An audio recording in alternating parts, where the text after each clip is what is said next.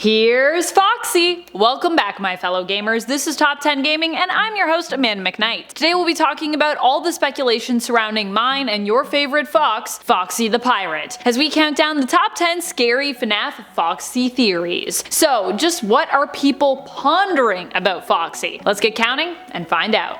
Number 10, Phone Guy. So we've talked about it on other animatronic theory lists before, but I think this one is the most likely based on the recording that we hear. Foxy could be the real animatronic behind Phone Guy's death in FNAF 1. The recording that we hear on Night 4 starts off with Foxy pounding on the door, but while he might be locked out, we then hear the loss of power, which means the door would open again, allowing Foxy in. We hear Foxy's banging on the door abruptly interrupted as though he potentially fell through the doorway mid-bang as the door slid open. At the end of the recording, we also hear an animatronic screech, which could be the sound of Foxy jump scaring and killing Phone Guy.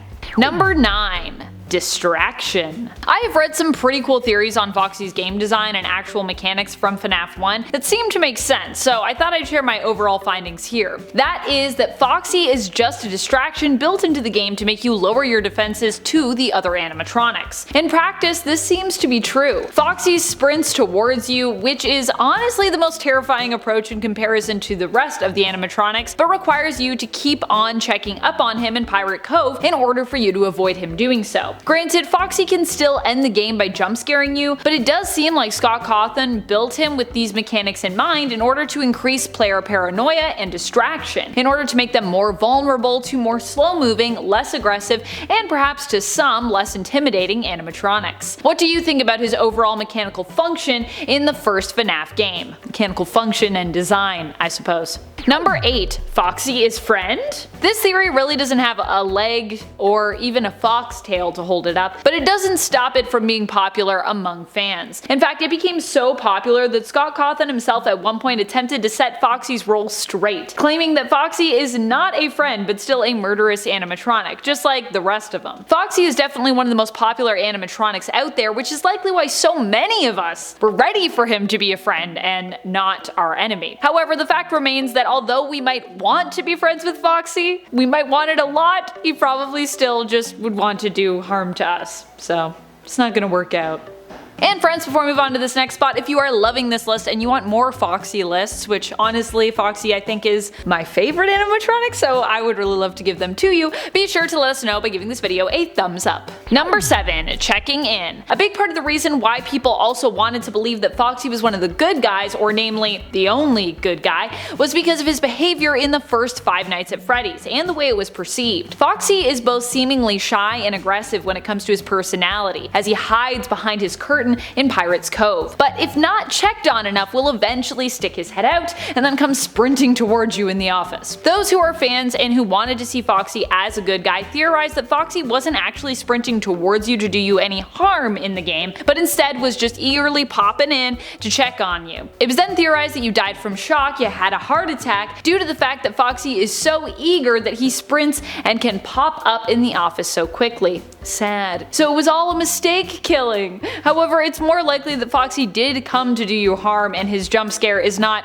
well intentioned, but instead is just a regular murderous jump scare like all of the rest.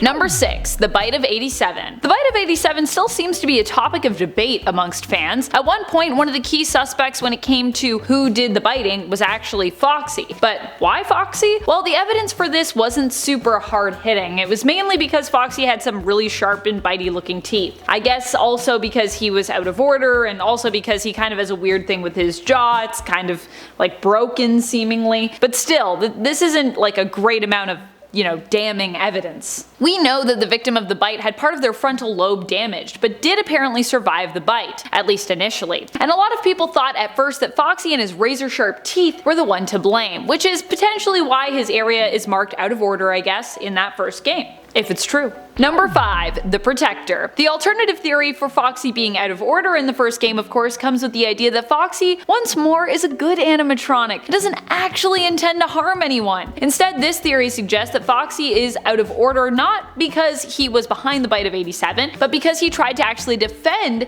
the victim of that bite. Defending the victim, however, put Foxy in direct conflict with the other animatronics who fought against and damaged him, which is why he and his area are closed off and out of of order because he's damaged. He's out of order. Of course, as we know, Foxy isn't really a friend, sadly, so this theory seems less likely in reality. But I do like the idea of it. Foxy standing up for and defending the children. It just gives us a nice alternative story to what is likely a much darker truth. Number 4, that's one bad fox. But actually though, I love how because people love Foxy so much, this can be considered a theory, even though it seems pretty concrete. If we're considering it a theory, it's a theory with a lot of compelling evidence, because Foxy repeatedly attempts to kill you in this game, jump scaring you in FNAF 2 whether or not you wear a Freddy head to try and disguise yourself. So he's not just a bad fox, but also apparently a smart one too, perhaps. There's tons of evidence to support that Foxy is in fact a cold-blooded killer, like the rest of the animatronics, based on his jump scares and the lack of proof to back up theories that he is actually just checking up on you or protecting you or coming in for a hug. Okay, so lack of evidence doesn't equal evidence. That's not how that works, but it does help to boost this pretty obvious theory based on the process of elimination. If he's not good and he's not neutral, he's gotta be a bad guy, right? Number 3, his enemies. Of course, some still claim that Foxy only attacks you both with or without a mask because he sees the other animatronics as his enemies. Someone so far as to claim that he was attempting to hug you when not in the mask and do harm to you while in the mask with his jump scare because the other animatronics and Foxy don't like each other and because they fought before. However, the animation for his jump scare in FNAF 2 kind of remains the same either way, implying that whatever he's trying to do, hug or harm, he's doing so consistently. It makes more sense to assume that he is therefore just attacking, which maybe does mean, however, that he would willingly attack you as well as an animatronic. It's either that, or he would hug both you and an animatronic, or he would attack you and he sees right through your disguise. He's just like, I see you in this head, but no. Which brings me to my next point. Number 2, smart fox. The other theory when it comes to why Foxy attacks you with or without the Freddy head in FNAF 2 was something I already alluded to, but I will more clearly define and expand upon here, which is that Foxy is a genius. Okay, well, maybe not a genius. I'm not sure if he's gonna be like splitting atoms or writing award-winning memoirs or anything like that, but he definitely could be one of the smartest, or smarter at least, animatronics out there. If it isn't that Foxy hates the animatronics and it isn't that he just wants to check in on you or give you a hug, it's likely that he just wants to do you harm,